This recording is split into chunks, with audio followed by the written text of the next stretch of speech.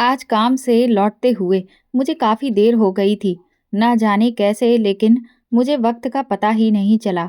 Office से बाहर निकला तो चारों तरफ घना अंधेरा छाया था। ठंडी ठंडी हवा मेरे चेहरे को छूकर बार बार जा रही थी। नानी को मैंने फ़ोन करके बोल दिया था कि मैं यहाँ से निकल चुका हूँ। वो बिल्कुल भी मेरी फिक्र ना करें। बाइक स्टार्ट करके मैं अपने रास्ते पर आगे बढ़ चला। मेरी नानी का घर यहाँ उत्तराखंड के गांव में है। कुछ महीने पहले ही मेरी नौकरी लगी और पहली ज्वाइनिंग यहीं पर हो गई। मैं अपनी धुन में मगन खोया हुआ सुनसान सड़क के रास्ते से जा रहा था। अगर आप में से कोई भी पहाड़ी इलाकों में गया होगा तो उसे पता होगा कि पहाड़ी इलाकों में बहुत सारे पेड़ पौधे होते हैं और वहाँ लोग भी बहुत कम रहते हैं। इस वजह से काफ़ी जगहें ऐसी होती हैं जहाँ बहुत ज़्यादा भीड़ भाड़ आपको नहीं दिखती है। मैं भी इस रास्ते से अपनी नानी के घर जाता था। वो रास्ता काफ़ी सुनसान पड़ता था, इसलिए मेरी नानी अक्सर मुझसे कहती कि मैं दिन ढलने से पहले ही निकल आया करूं, क्योंकि उनका कहना ये है कि पहाड़ी इलाकों में बहुत ही खतरनाक चुड़ैलें रहती हैं, जिसे अगर एक बार आपका पाला पड़ गया तो फिर उनसे जान छुड़ाना बहुत ही मुश्किल होता है। वैसे तो मुझे उतना ज़्यादा डर नहीं लगता, लेकिन भूत चुड़ैलों के नाम से मेरी भी हालत थोड़ी खराब होने लगती है। मैं नानी को अक्सर कहता कि आप मुझे ये सब बार-बार याद दिलाकर डराया ना करो, लेकिन वो मेरी फ़िक्र में ही मुझे बार-बार चेतावनी देती रहती थीं। ये दिन सर्दियों के थे, इस वजह से कोहरा भी सूरज ढलते ही तेज़ी से बढ़ने लगा था। चारों तरफ घना सन्नाटा, अजीब-अजीब सी जानवरों की आवाज़ और उस घने कोहरे में मैं सड़क को चीरता हुआ अभी आगे बढ़ ही रहा था कि तभी मैं अचानक एक चीज़ को क्रॉस करता हुआ जैसे ही आगे निकला, मेरे होश उड़ गए थे। अपने आप ही मेरी बाइक धीमी हो गई और मेरे दिमाग ने ज़ोर डालना शुरू किया और जैसे ही मुझे 2 साल पहले की वो बात याद आई, मेरे सर से पसीना टपकने लगा। मैं अपने आप से ही बड़बड़ा रहा था कि हाँ, ये वही लड़की है। आज से 2 साल पहले जब मैं अपना ग्रेजुएशन यहीं से कर रहा था, एक दिन जब कॉलेज में सेमिनार था, उस दिन मुझे कॉलेज से लौटते हुए काफ़ी देर हो गई थी। उस दिन भी मैं अपनी बाइक से ही कॉलेज गया था और उससे ही वापस लौट रहा था। लेकिन तब सर्दियाँ नहीं थीं, गर्मियों के दिन थे, पर फिर भी एक सुनसान मोड़ पर हल्की सी धुंध जब मुझे नज़र आने लगी, तो मुझे थोड़ा-सा अजीब भी लगा और तब मैंने पहली बार इस लड़की को देखा था। बिल्कुल गोरा रंग, बड़ी-बड़ी काली आँखें, खुले हुए बाल जो कि कमर से नीचे तक जा रहे थे। वो दिखने में वाक़ई खूबसूरत थी, लेकिन सच कहूँ तो उसे पहली नज़र में देखते ही मैं खौफ से भर गया था, क्योंकि उसके माथे से होता हुआ एक गहरा घाव उसके गाल तक आया था, जिसमें ऐसा लगता था कि जैसे अभी भी खून निकल रहा हो।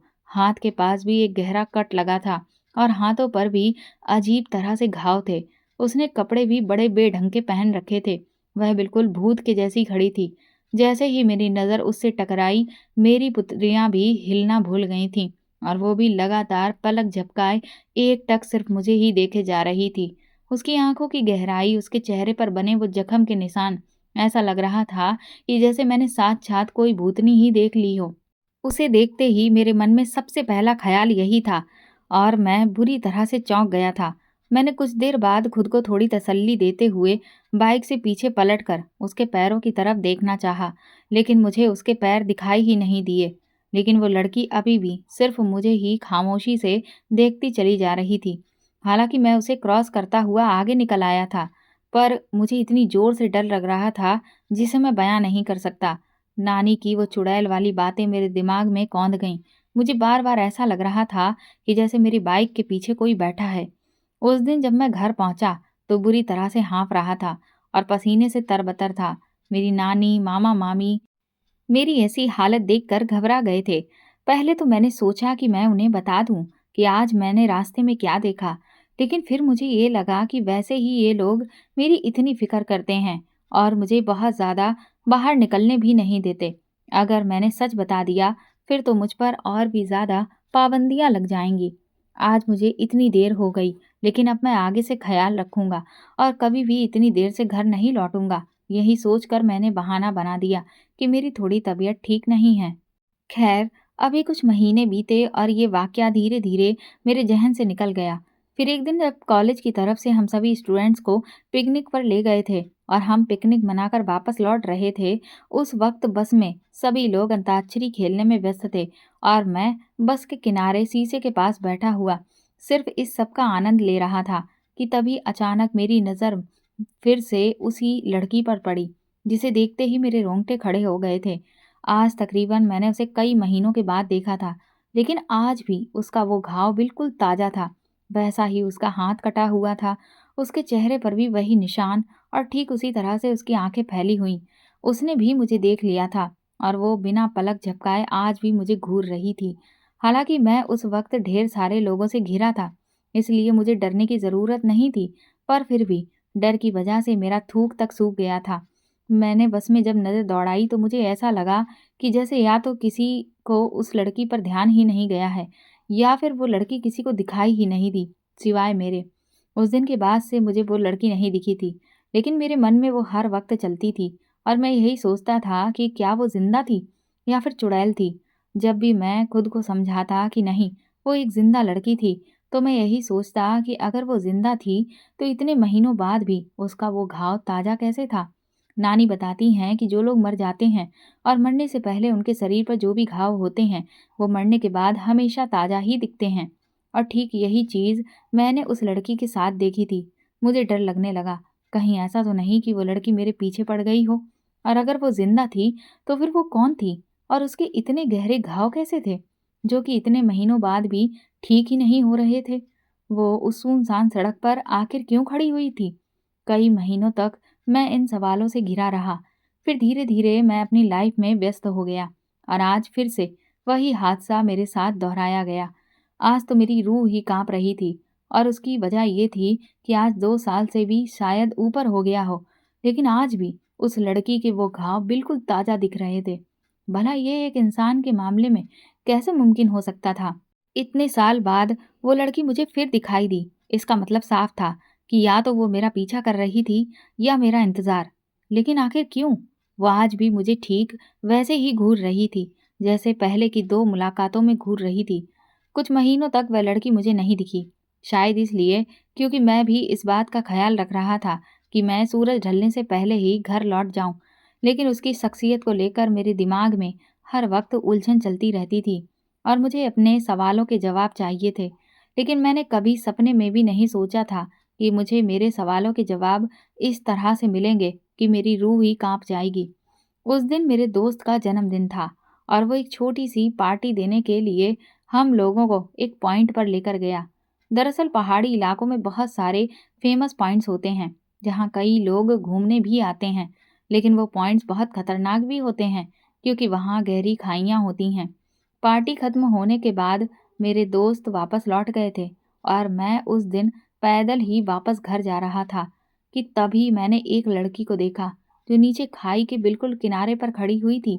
वहां बहुत तेज हवा चल रही थी और धुंध भी बार बार आकर उस लड़की को चीरते हुए आगे जा रही थी।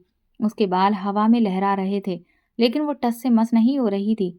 वैसे तो मैं शायद आगे बढ़ जाता, लेकिन जब मैंने उसका चेहरा देखा तो होश उड़ गए, क्योंकि वो वही लड़की थी जो पिछले कई सालों से मुझे दिख रही थी। ना जाने मुझे उस वक्त क्या हुआ, लेकिन मैं बिना कुछ भी सोचे समझे उस लड़की के करीब पहुंच गया। वो जैसे ही मेरी तरफ घूम कर खड़ी हुई, मेरे कदम लड़खड़ा गए। मैं उससे पूछना चाह रहा था कि क्या तुम इंसान हो, पर मेरे मुंह से शब्द ही नहीं निकल रहे थे। उसके वह घाव बड़े ही अजीब से हो चुके थे। मुझे डर लगने लगा और मैं पीछे हटने लगा कि तभी मेरा पैर फिसला और अचानक मैं खाई में गिरने को हुआ। लेकिन तभी उस लड़की ने मेरा हाथ थाम कर मुझे ऊपर खींच लिया। ये देखकर मैं दंग रह गया था। उस लड़की ने मुझे छुआ था। इसका मतलब तो ये था कि वो कोई चुड़ैल नहीं, बल्कि एक जिंदा लड़की थी। मैंने कांपते होठों से कहा कि तुम जिंदा हो। तो मेरी इस बात पर वो मुस्कुरा दी और उसने अपनी स्कर्ट का एक सिरा थोड़ा सा ऊपर उठाकर अपने पंजों को मुझे दिखाया। उसके पैर बिल्कुल सीधे थे। ये देखकर मेरी जान में जान आई। मैंने उससे कहा, लेकिन फिर तुम्हारी ये घाव इतने सालों में भरे क्यों नहीं? मेरी इस बात का उसने कोई जवाब नहीं दिया और वो वहां से जाने लगी। मैंने उससे कहा कि रुक जाओ, प्लीज़ मेरे सवालों का जवाब दे दो, क्योंकि मैं इतने सालों से बहुत परेशान हूँ। पहली बार उस लड़की के मुंह से मैंने कुछ सुना था। वो पलटकर बोली कि क्या करोगे मेरे बारे में जानकर। मैंने उससे कहा कि मुझे नहीं पता, लेकिन बस मुझे जानना है कि तुम उस रास्ते पर अंधेरा होने के बाद अकेले क्या करने आई थीं? तुम्हारे घरवाले तुम्हें ऐसे कैसे जाने देते थे? और तुम्हारे ये इतने गहरे जख्म कैसे हुए? मैं उससे सब कुछ जानना चाहता था, इसलिए मैंने सोचा कि मुझे भी अपने बारे में उसे बताना चाहिए। इसलिए मैंने अपने बारे में उसे सब बता दिया कि मैं यहाँ नौकरी करता हूँ, मेरी नानी का घर यहाँ है, मेरे मम्मी-पापा दिल्ली में रहते हैं। मेरी बातों को सुनकर वो मुस्कुराने लगी और बोली कि तुम अच्छे इंसान हो, इसलिए रात गहरी होने से पहले घर लौट जाओ, क्योंकि तुमने शायद सुना होगा कि पहाड़ी इलाकों में बहुत खतरनाक चुड़ैलें घूमती हैं। मैंने उससे कहा कि तुम्हें चुड़ैलों से डर नहीं लगता? वो बड़े ही उदासी भरे अंदाज में मुझसे बोली कि मुझे इंसानों से डर लगता है, भूत प्रेतों से नहीं।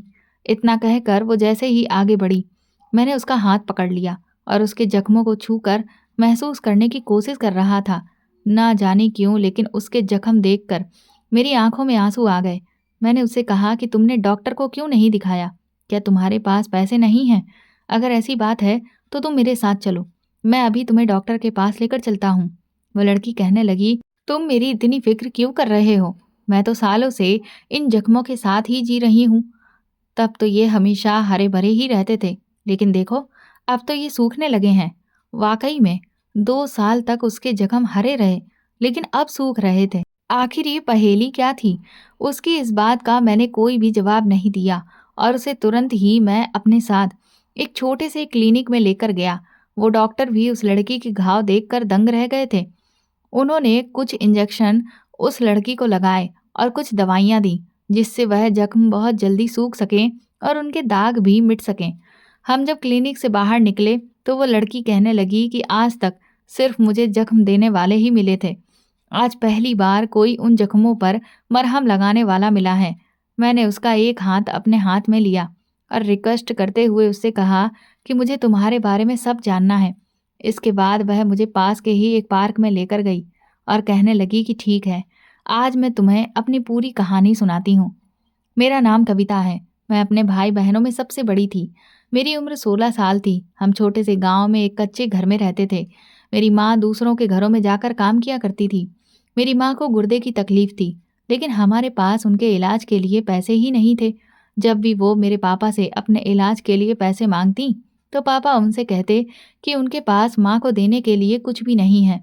लेकिन फिर भी पापा के पास शराब पीने के लिए पैसे हमेशा होते थे। ये देखकर मेरा दिल बहुत जलता था और मैं बहुत परेशान हो जाती थी।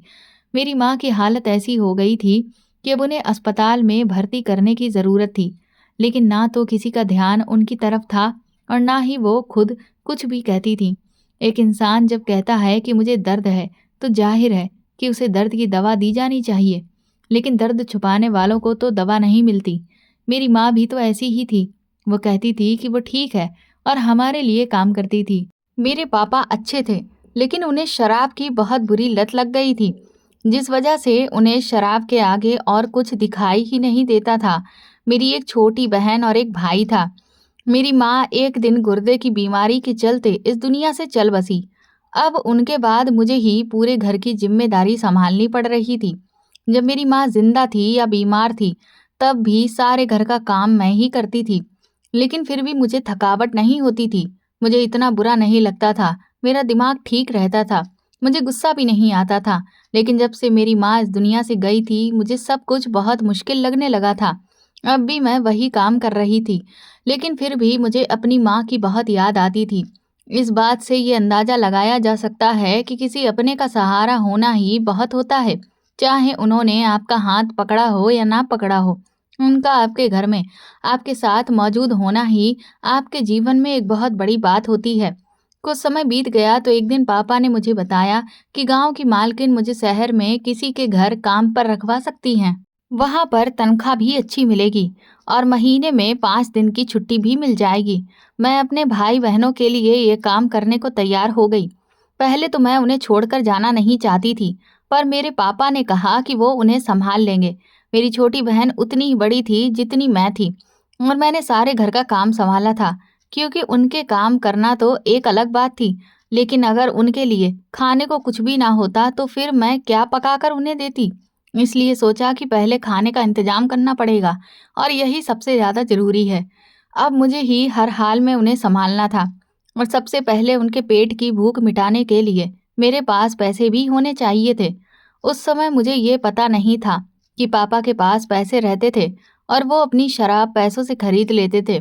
ये बात तो मुझे बहुत बाद में पता चली थी कि उनके पास शराब के लिए पैसे होते थे, लेकिन घर में दाल, रोटी, सब्जी के लिए पैसे नहीं होते थे। पापा ने मालकिन से बात कर ली थी। उन्होंने मुझे बुलाया और बड़ी अजीब नज़र से देखा और कहा, "कविता, तू तो बड़ी सुंदर है। उम्र क्या बताई थी इसकी तुमने?" वो मेरे बारे में मेरे पापा से पूछ रही थी। पापा ने कहा कि अभी 16 साल की होने वाली है, जितनी आपने उम्र बताई थी। इस पर मालकिन कहने लगी कि हाँ, है तो ये कम उम्र। तभी मालकिन का मोबाइल बजा। वो एक साइड पर चली गई। तो मैंने पापा से कहा कि मालकिन ने आपसे ये क्यों कहा कि कम उम्र की लड़की चाहिए? तो मेरे पापा ने कहा कि हो सकता है जहाँ पर ये तुझे काम करने के लिए भेज रही हों, वहाँ पर उनको कम उम्र की लड़की की ही ज़रूरत हो और फिर कम उम्र की लड़कियों से लोग ज़्यादा काम नहीं करवाते। तू भी ज़्यादा काम नहीं करना। कुछ दिन बाद कह देना कि मुझसे इतना ज़्यादा काम नहीं होता।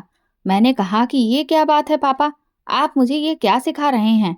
मैं वहाँ पर काम करने जा रही हूँ और आप मुझसे कह रहे हैं कि कह देना कि ज़्यादा काम नहीं होता मुझसे। इस पर मेरे पापा ने कहा कि अब तू सारी बातें बेहतर समझती है, क्योंकि तू अब समझदार हो गई है। इसीलिए खुद से सोच लेना कि तुझे क्या करना है। यहाँ मैं तेरे भाई बहनों का बहुत अच्छे से ख्याल रखूंगा और फिर तेरी मौसी का घर भी तो है यहाँ पर, वो भी थोड़ा बहुत आकर तेरे भाई बहनों को देख लिया करेगी। मैंने कहा कि उन दोनों का अच्छे से ख्याल रखना पापा, क्योंकि उनका फिर आपके अलावा कोई भी नहीं होगा। तो पापा ने कहा कि हाँ, तू फिक्र मत कर। एक दिन सुबह पापा ने मुझे ड्राइवर के साथ गांव से रवाना कर दिया। मैं बहुत खुश थी कि अब मैं खुद कमाऊंगी तो अपने भाई बहनों को स्कूल भी भेज सकूंगी और उनके लिए वो सब कर सकूंगी जो मैं अपने लिए नहीं कर पाई थी। पर कुछ दूरी तय करने के बाद अचानक से उस ड्राइवर ने बीच रास्ते में ही गाड़ी रोक दी और फिर मुझे गाड़ी से बाहर निकाल दिया। जब मैं वहां बाहर निकली तो मैंने आसपास देखा कि वहां पर सड़क तो बिल्कुल सुनसान थी और आसपास बहुत ही घना जंगल भी था। मैंने थोड़ा सा घबराते हुए ड्राइवर से पूछा कि हम यहाँ क्यों रुक गए हैं। वो मेरी बात का जवाब दिए बिना आसपास देख रहा था और फिर उसने किसी को कॉल लगा दी। मैंने एक बार उससे फिर पूछा, लेकिन वो मेरी किसी भी बात का जवाब नहीं दे रहा था, जिस वजह से मेरी घबराहट बढ़ने लगी और मुझे उससे डर लगने लगा। मेरा दिल बुरी तरह से धड़क रहा था। मैं सोचने लगी कि ना जाने अब मेरे साथ क्या होने वाला है कि तभी अचानक से वहां एक और बड़ी सी गाड़ी आकर रुकी, जिसमें बकरियों को लेकर जाया जाता है। ठीक उसी तरह की गाड़ी थी वो फिर उसमें से एक आदमी बाहर आया और उसने ड्राइवर से पूछा कि क्या ये वही लड़की है? ड्राइवर ने कहा, हाँ, ये वही लड़की है। उस आदमी ने मुझे फिर सिर से लेके पैर तक देखा और फिर ड्राइवर को कुछ पैसे थमा दिए। ड्राइवर अपनी कार की तरफ बढ़ा और वहां से जाने लगा। मैं भी उसकी तरफ भागी थी। उस आदमी ने तुरंत ही मेरा हाथ पकड़ लिया और वो ड्राइवर मुझे वहीं उस आदमी के पास छोड़कर चला गया। उस आदमी ने अपने साथ में बैठे हुए दूसरे आदमी से एक रस्सी और कपड़ा मंगवाया और वो मेरे हाथ बांधने लगा। ये सब बातें सिर्फ सुनने में आसान लगती हैं, लेकिन जब अपने आप को ऐसी स्थिति में पाए तो सोच कर देखिए कि एक कम उम्र की लड़की जो अपने घर से ये सोच कर निकलती है कि वो अपने भाई बहनों के लिए पैसे कमाने जा रही है, उसके साथ बीच रास्ते में अचानक ये सब कुछ हो जाए तो कैसा महसूस हो रहा होगा। जाहिर सी बात है, मैं भी उस वक्त बहुत ज़्यादा डरी हुई थी। मेरा दिमाग ये सोचना भूल ही गया था कि अब आगे क्या होने वाला है। ऐसी मुसीबत में मुझे क्या करना चाहिए, ये मुझे सूझ ही नहीं रहा था। मेरा दिमाग पूरी तरह से बंद हो गया था। फिर मुझे अचानक ख्याल आया कि मुझे मदद के लिए किसी न किसी को बुलाना चाहिए। मुझे चीखना चिल्लाना चाहिए। शायद मेरे आसपास कोई हो तो वो आकर यहाँ पर मेरी मदद कर सकता। मैं तभी तुरंत चीखने चिल्लाने लगी और खुद को उन लोगों से छुड़ाने की पूरी कोशिश करने लगी, लेकिन वो आदमी बहुत हट्टा कट्टा था और मैं दुबली पतली सी थी। इसलिए मैं बहुत ज़्यादा देर तक उससे उलझ ना सकी और उसने थोड़ी ही देर में मुझे धक्का देकर गंदी सी गाड़ी के अंदर फेंक दिया। लेकिन जब मुझे गाड़ी के अंदर धकेला गया तब मुझे ये एहसास हुआ कि यहाँ तो मैं अकेली नहीं थी उस गाड़ी के अंदर तो मेरे जैसी और भी न जाने कितनी सारी लड़कियां थीं। वो कौन थी, कहाँ से आई थीं, उनको यहाँ तक कैसे लाया गया था?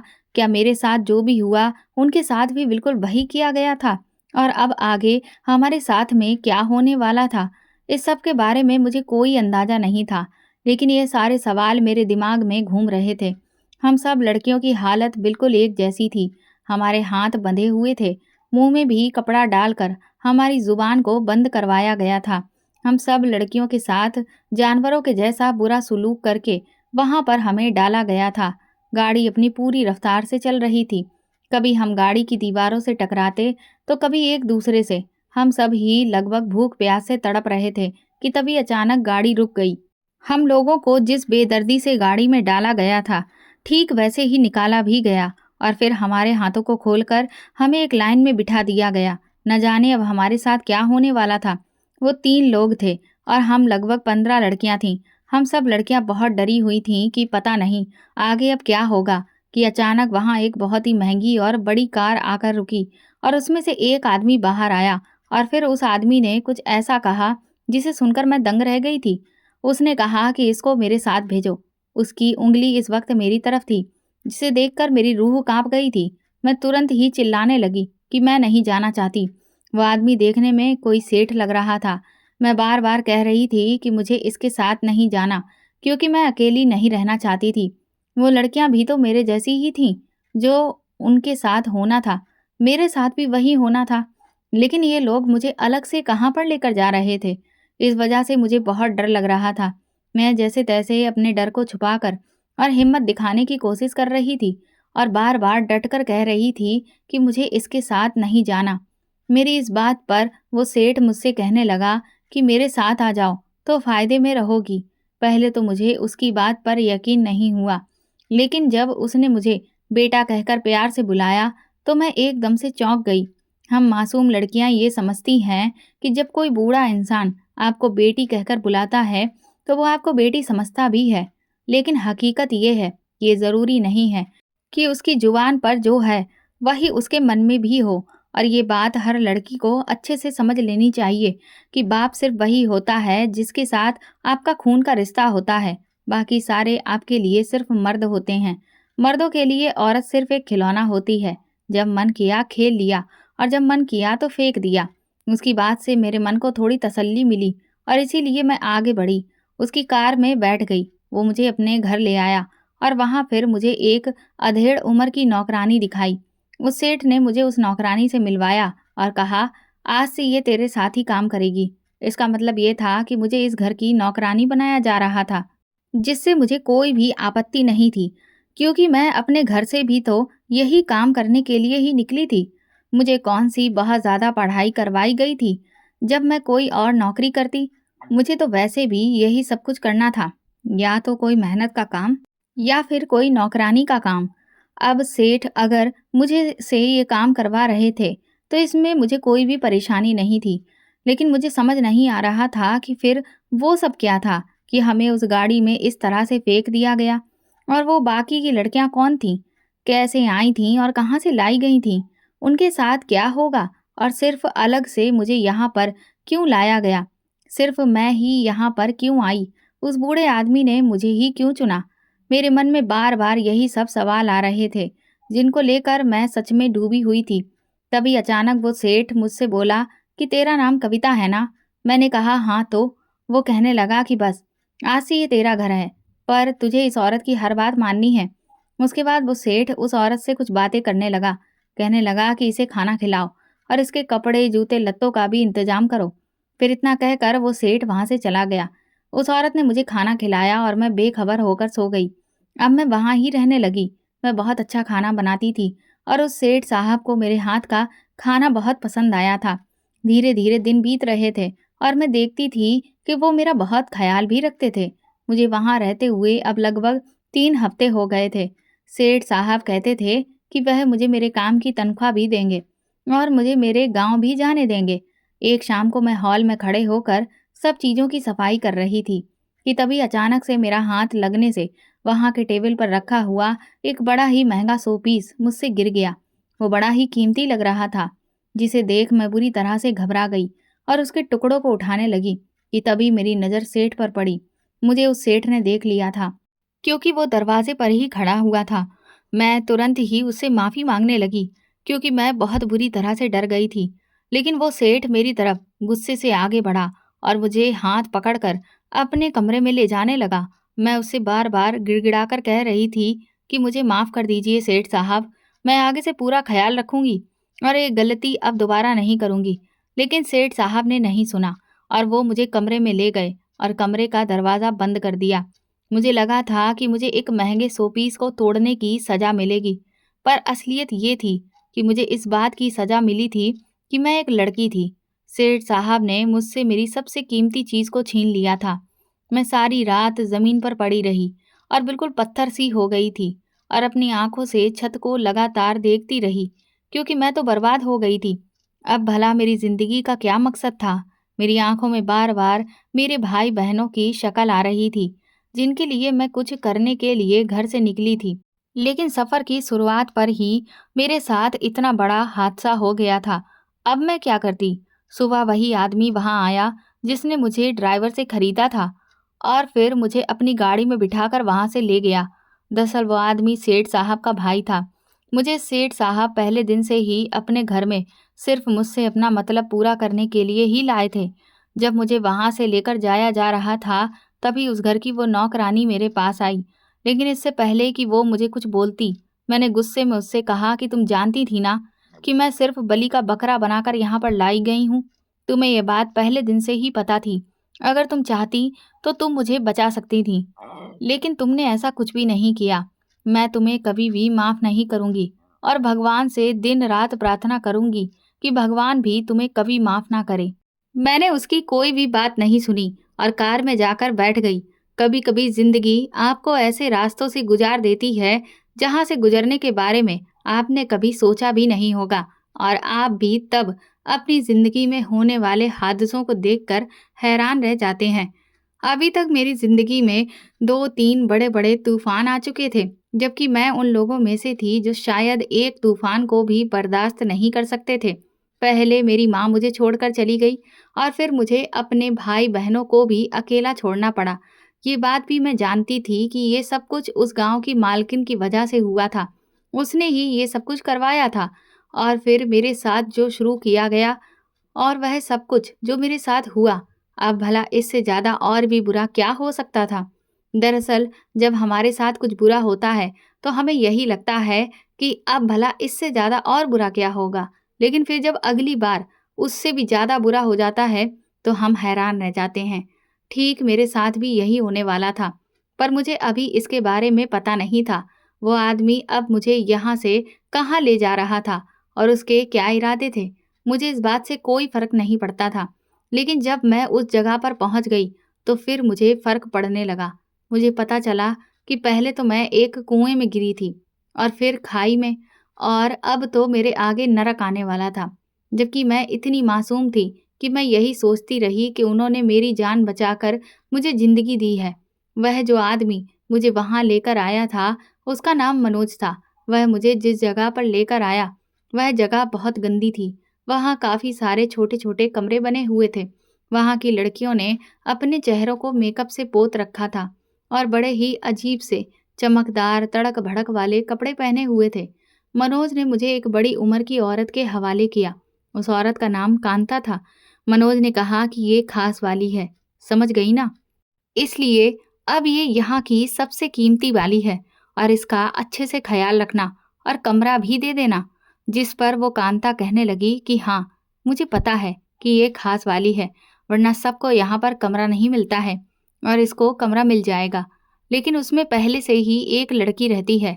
इस पर मनोज बोला कि हाँ, मुझे पता है, पूरा कमरा तो उसे नहीं दे सकते ना, लेकिन कमरा मिल रहा है यही बड़ी बात है और इसे सब कुछ सिखा देना, समझा देना, बल्कि मैं कहूँगा कि अपनी ज़ुबान में समझा देना, वरना कहीं ऐसा ना हो कि कुछ ना बताया और फिर बाद में मुझे अपना तरीका अपनाना पड़े। वो लोग मुझे ख़ास क्यों कह रहे थे? मेरे साथ यहाँ पर क्या ख़ास होने वाला था? भला मेरे साथ भी तो वही होना था, जो बाकी लड़कियों के साथ होता था। मुझे इन लोगों की ये बात समझ ही नहीं आई कि उन्होंने मुझे ख़ास क्यों कहा कांता ने हाँ में सिर हिलाया और फिर मुझे एक कमरे में ले आई, जहाँ एक और लड़की भी रहती थी। वहाँ मुझे खाना दिया गया और नए कपड़े भी दिए गए। कांता ने कहा कि खाना खाकर ये नए कपड़े पहनकर तैयार हो जाओ। मैंने दोनों हाथों से खाना खाया, क्योंकि ना जाने मुझे दोबारा खाने को कब मिलने वाला था। इंसान माने या ना माने, लेकिन खाना उसके लिए सबसे ज़रूरी होता है। कभी-कभी ऐसा भी होता है कि एक इंसान के अपने सगे माँ-बाप मर जाते हैं, लेकिन उसकी भूख नहीं मरती। उसे भूख लगी होती है और वो खाना खा लेता है। लोग कहते हैं कि कोई अपना दुनिया से चला गया तो मैं खाना-पीना छोड़ दूँगा, लेकिन वो खाना-पीना नहीं छोड़ सकता, क्योंकि पेट चीज़ ही ऐसी है जो खुराक माँगती है। कांता मुझे खाना खाने के बाद तैयार होने को कह रही थी, लेकिन मैं तैयार नहीं हुई। जब कांता वापस आई तो कहने लगी कि तुम तैयार क्यों नहीं हुई हो? मैंने उसे कहा कि मैं तैयार होकर क्या करूं? मेरा इतना कहना था कि उसने जवाब में मुझे एक जोरदार थप्पड़ दे मारा और बोली, ये तेरे बाप का घर नहीं कोठा है। यहाँ रहना है तो काम करना होगा। तुझे क्या लगता है कि यहाँ तुझे मुफ्त की रोटियां खिलाने के लिए लाए हैं? चल, चुपचाप तैयार हो जा। उसने मुझे धक्का देकर बोला। अब मुझे समझ आ गया था कि मैं किस नर्क में आ गई थी। इसके बाद मेरे साथ जो भी हुआ था, उसके बाद तो मेरी जगह नरक ही हो सकती थी। मैं रोने लगी तो वो दूसरी लड़की मेरे पास आई और बोली, ये लोग बहुत खतरनाक हैं। ये जो कहते हैं चुपचाप मान जाओ, वरना ये बहुत मारेंगे। अगर बात मानोगी तभी खाना मिलेगा और पैसे भी। मुझे पैसे मिल जाए तो वो अपने घर वालों को भेज देना, लेकिन उन्हें ये नहीं बताना कि तुम क्या काम करती हो। यहाँ हम सब लड़कियां ऐसा ही करती हैं। उस लड़की का नाम मोहिनी था। वो ऐसे बोल रही थी जैसे ये सब बड़ी आम सी बात हो। मुझे भी उनकी बात माननी पड़ी, लेकिन मैंने तय कर लिया था कि मैं किसी भी दिन मौका देखकर यहाँ से भाग जाऊंगी। मोहिनी बोली कि तुम अपने घर वालों को कुछ भी कह देना। वैसे भी उन्हें तो यही लगेगा कि हमारी बेटी शहर में कोई काम करती होगी। उन्हें क्या ही फर्क पड़ता है कि वो क्या काम करती है। उसकी बात सुनकर मैंने मोहिनी को सब कुछ बता दिया। वो कहने लगी कि तुम्हारे साथ तो बहुत बुरा हुआ है, लेकिन अब कर भी क्या सकते हैं। तुम्हारे भाई बहन भी इन बातों की समझ कहाँ रखते हैं। उन्हें तो पता भी नहीं होगा कि आखिर हो क्या रहा है, बल्कि उन्हें क्या किसी को भी नहीं पता है कि तुम्हारे साथ क्या हो रहा है। और इसीलिए कोई नहीं है जो तुम्हें बचा पाए। जो हो रहा है वही होता रहेगा। वो कहने लगी कि देखो, इस जगह पर कुछ भी अच्छा नहीं होता, इसलिए मैं तुम्हें कोई भी झूठी उम्मीद नहीं दूंगी। मैं नहीं कह सकती कि सब कुछ ठीक हो जाएगा, क्योंकि सच ये है कि यहाँ कभी भी कुछ ठीक नहीं होता, बल्कि बुरे से भी और ज़्यादा बुरा हो जाता है। लेकिन फिर भी सब कुछ बर्दाश्त करना पड़ता है। यहाँ पर दो ही रास्ते हैं, जिंदा रहना है तो ये सब कुछ करना होगा, और अगर जिंदा ही नहीं रहना है तो फिर सब कुछ खत्म हो जाएगा। मैंने उससे पूछा कि क्या तुम अपनी मर्जी से यहाँ आई थी? तो उसने कहा कि नहीं, मैं अपनी मर्जी से नहीं आई थी, और मैं तो तुमसे भी ज़्यादा शोर मचाया था। लेकिन मुझे फिर बहुत जल्दी ही ये समझ में आ गया कि यहाँ पर शोर मचाने से और इस तरह की हरकतें करने से कुछ भी नहीं होता है। मैंने बढ़ते दिनों के साथ यहाँ के माहौल को नोटिस किया था। सुबह के समय इस जगह पर किसी को भी होश नहीं होता था। सब गहरी नींद में सो रहे होते थे और यही समय था यहाँ से भाग जाने का। मैंने ऐसा ही किया। मैं यहाँ से भाग गई और तभी किस्मत से मुझे रास्ते में एक पुलिस स्टेशन नजर आ गया।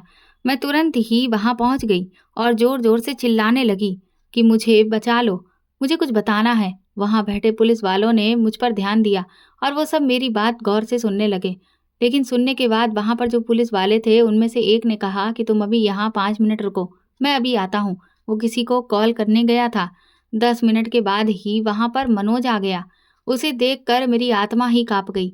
पुलिस वाला उससे कहने लगा, ये तो शुक्र मनाओ कि ये यहाँ पर आई है। अगर ये गलती से भी आगे के पुलिस स्टेशन में चली जाती तो फिर तुम्हें कोई भी नहीं बचा सकता था, क्योंकि वहाँ आजकल एक नए थानेदार आए हैं जिसे ईमानदारी और इंसाफ की बीमारी है। उस मनोज ने पुलिस वालों के हाथ में कुछ रकम दी। ये देख मैं बुरी तरह से चीखने चिल्लाने लगी, लेकिन वहाँ खड़े सभी लोग मुझे देख तक नहीं रहे थे। मनोज मुझे वहाँ से घसीट कर ले गया और उस कोठे में पहुँचने से लेकर कमरे तक वह मुझे लगातार मारता हुआ ही लाया।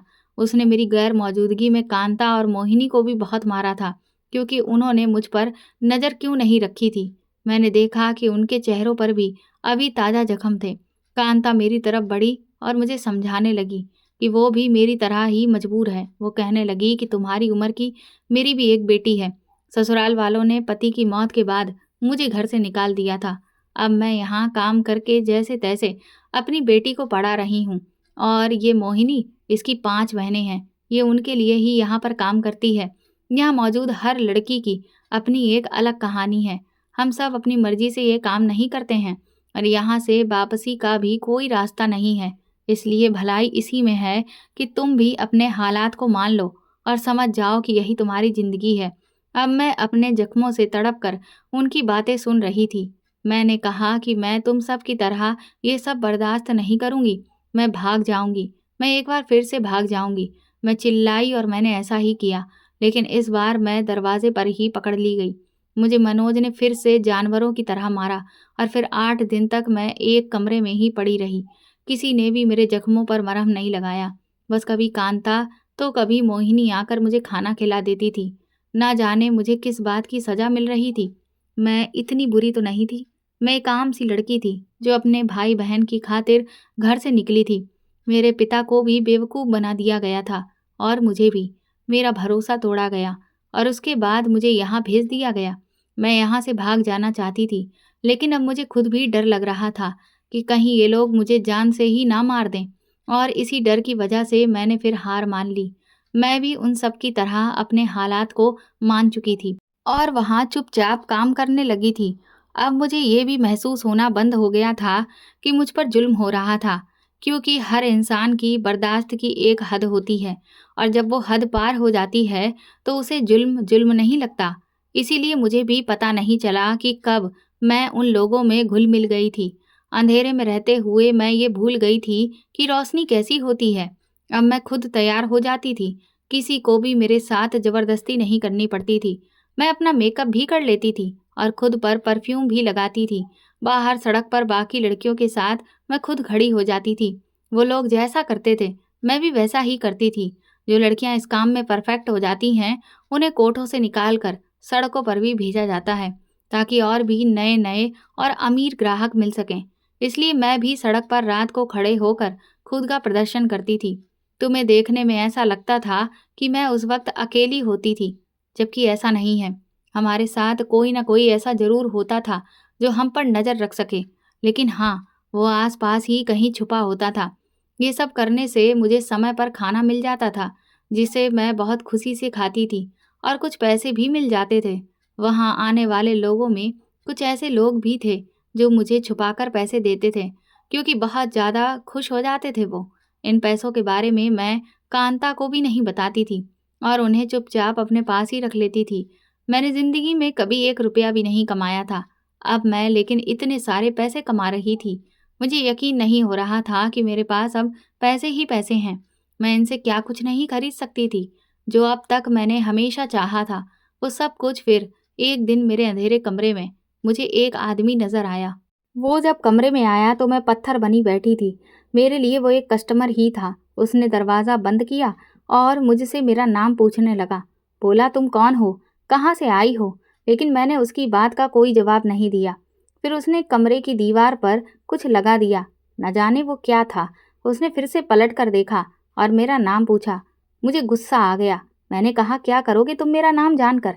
क्या तुम्हें मेरा आधार कार्ड बनवाना है? मेरे नाम से तुम्हें क्या मतलब? तुम सब एक जैसे हो, सब के सब। गुस्से से मैं चिल्लाई। अपना मतलब निकालने आते हो और फिर नाम भी पूछते हो? क्यों? अरे अपना काम करो और निकल जाओ। उस दिन मुझे ऐसा लगा कि मैं गलत कर रही हूँ। ये सब जो कुछ कर रही हूँ उससे मिले पैसों पर मैं खुश क्यों हो रही हूँ? ये तो गलत है, क्योंकि मैं ये नहीं हूँ। मैं कोई ऐसी लड़की तो नहीं हूँ। मुझे ये सब कुछ नहीं करना चाहिए और इसके बारे में सोचना भी नहीं चाहिए। वो आदमी कुछ पल मुझे देखता रहा और फिर वहाँ से चला गया। मैं हैरान रह गई थी कि आखिर ये कैसे हुआ। 4 दिन बाद वो फिर आया और जो चीज़ उसने दीवार पर लगाई थी वो उसे उतारने लगा। मैंने उससे पूछा, तुम्हारा नाम क्या है? तो उसने कहा कि मेरा नाम जानकर क्या करोगी, लेकिन हाँ, एक बात ज़रूर याद रखना कि मैं सबके जैसा नहीं हूँ। इतना कहकर वो वहाँ से चला गया। उसने मुझे हाथ तक नहीं लगाया। मैं हैरान थी, वाकई में दंग रह गई थी, क्योंकि एक ऐसा जंगल था जहाँ सिर्फ शिकारी ही आते थे, लेकिन वो अपने मकसद के लिए नहीं आया था।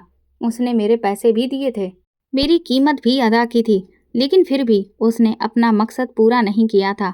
क्या वाकई में वह बाकियों के जैसा नहीं था? क्या सच में इस दुनिया में अभी भी कोई ऐसा आदमी था जो बाकियों के जैसा नहीं है, या फिर वो कोई नाटक कर रहा था मेरे साथ?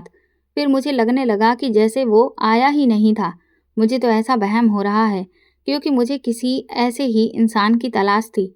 शायद मैं पागल हो गई थी। कुछ दिन इसी तरह से गुजर गए और हम अपनी जिंदगी में व्यस्त हो गए। फिर वो आदमी कभी नहीं आया, जबकि मैं उसका इंतजार कर रही थी। क्यों कर रही थी, पता नहीं।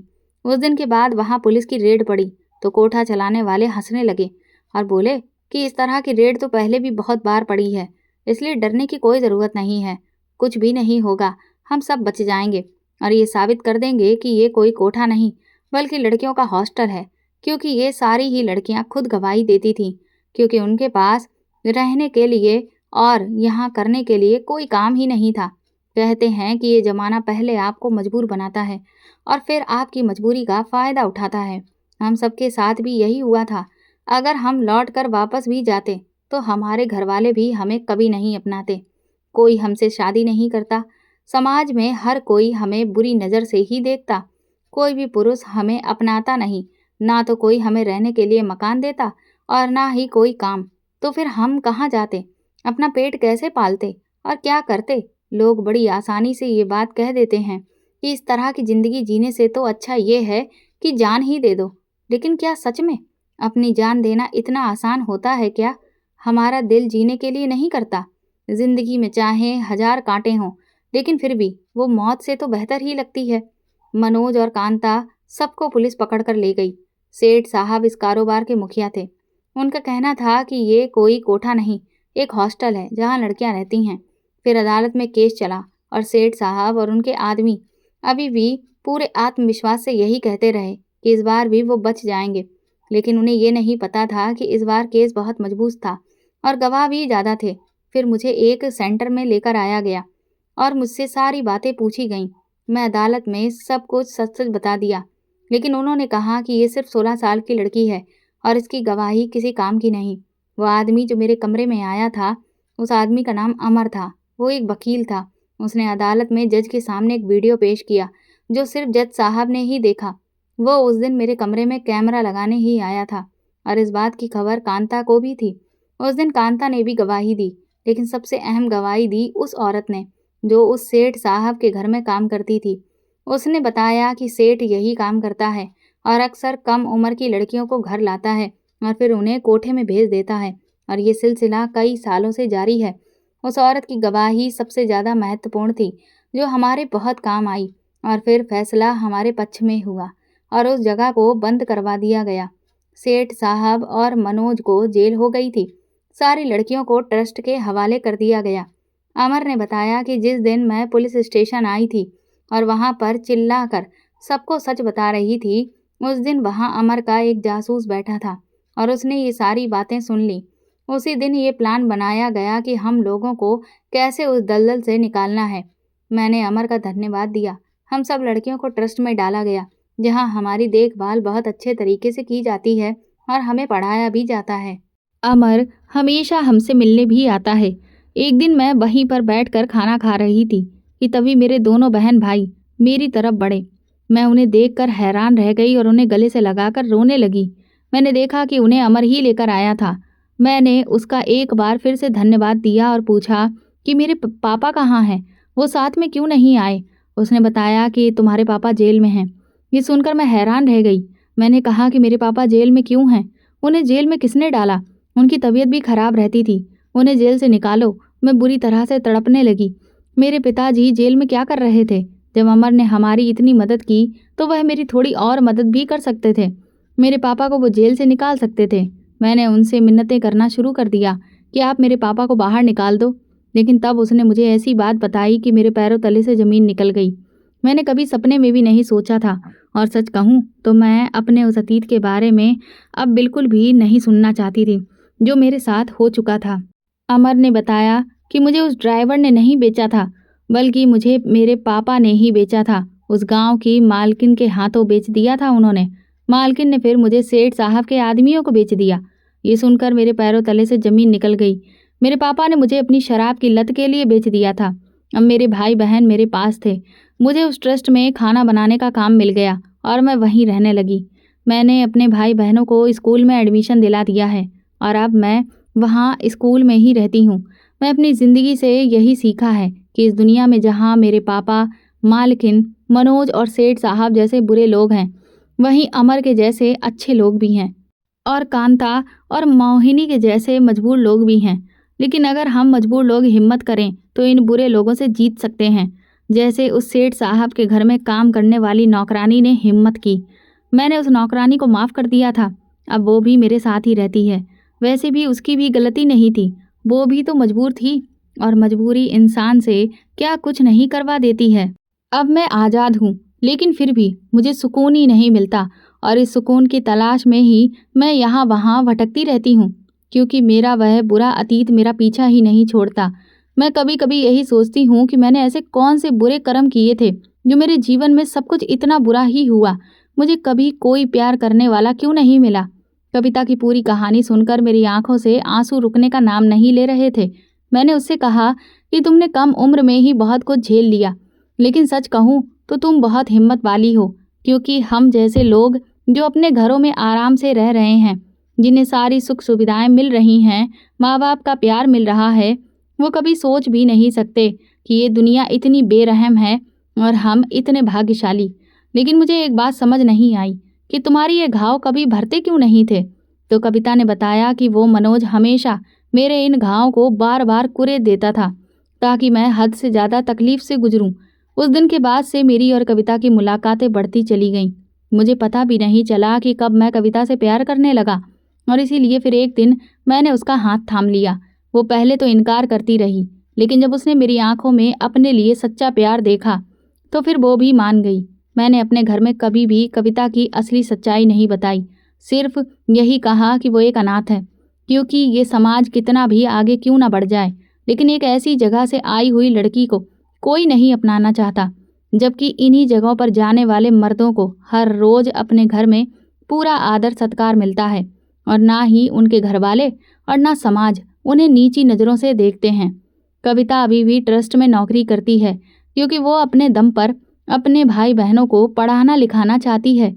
मैं हर संभव कोशिश करता हूँ कि उसे वो सारी खुशियाँ और सम्मान दे सकूँ जिसके वो काबिल है। तो दोस्तों, आपको ये कहानी कैसी लगी हमें कमेंट करके ज़रूर बताएं और प्लीज़ इस कहानी को ज़्यादा से ज़्यादा शेयर और लाइक करके मेरे चैनल को सपोर्ट करें।